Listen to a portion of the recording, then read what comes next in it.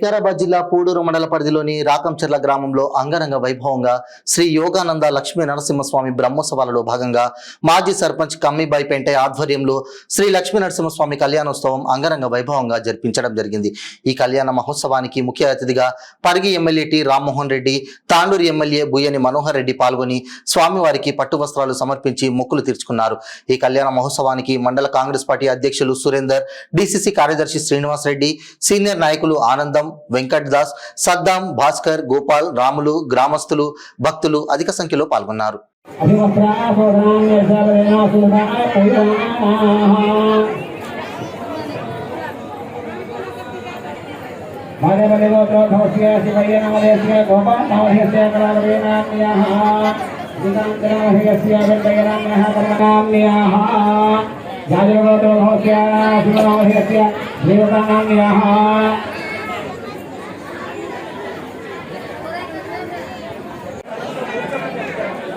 ఆడవాళ్ళ కింద కూర్చోండి, ఆడవాళ్ళ కింద కూర్చోండి అమ్మా, ఒక్కడ కూర్చోండి, ఒక జాగా చేయండి।